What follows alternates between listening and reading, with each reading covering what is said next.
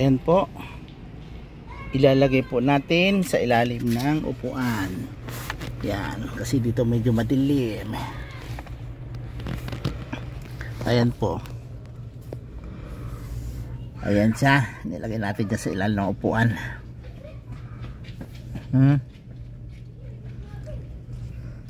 Balikan natin yan pagkatapos ng isang linggo.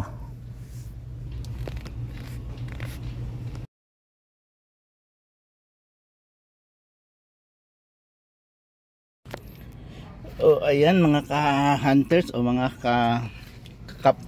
kapaps, kapwa ko driver na may mga sariling sasakyan. Tingnan na po natin yung ating ginawang pang-trap po ng mga ipis dito sa loob ng sasakyan. Yung mga ipis po na maliliit nga. Tingnan natin kung dukutin ko. Ayan o, dinudukot ko. Ayan. So ayan po. Tingnan natin dito. Saraduhan lang natin itong sasakyan ko.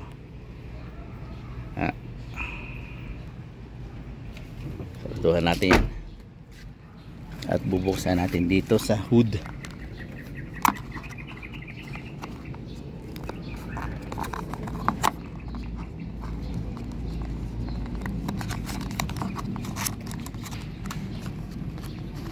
Hindi na mabuksan. Wala kasing kumukuha sa akin ng kanin. Ayan. Ayan po. Yan po yung mga nahuli.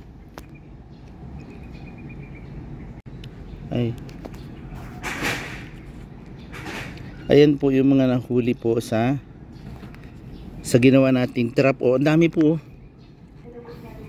Ayan o. Yan o, mga ipis na maliliit o. Ayan o. Yan o, tuyot na po. Yan, may mga maliliit pa o.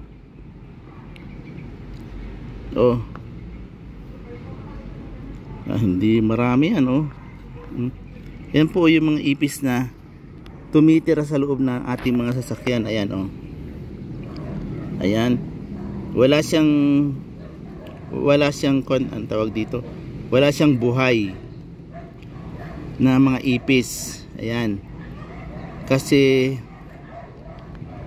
siguro wala nang amoy o wala nang itong yung pinakampain ko. Tuyot na, hindi na sa sariwa. Ayan o. Tama, nangingintab yung mga katawan nila dahil sa tawag dito. Dahil sa mantika na inilagay natin sa gilid. Ang purpose kasi ng mantika para hindi sila makaahon, makaakyat kasi dudulas. Hindi sila makakalabas diyan, madudulas hanggang gagapang sila ng gagapang. Siyempre magpupumilit silang makalabas doon sa ginawa natin trap. Kasi may mga maliliit o. Ayan o. Ayan. Subukan nyo rin po mga kapaps o mga yan sa mga may sasakyan po na sakali makakakwan po sa inyo, yun tawag dito, mga buntis po, makakadadaan po sa mga wall nyo itong video ko. Ayan, simple pero anong pa dun, epektibo. Yan, epektibo. Yan o.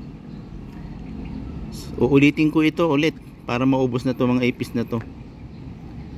Pero sa bagay, hindi naman maubos to. Marami pa mga anak na maliliit yan. Pero may mga maliliit din siyang nahuli. Wala nang amoy itong aking kwan. Ayan po mga paps. O mga ka-hunters. Baka may mga kwan po kayo. May mga sasakyan. Ayan po. Kasi nag-try na rin po ako nung pandikit. Yung nabibili sa mga kwan na pandikit.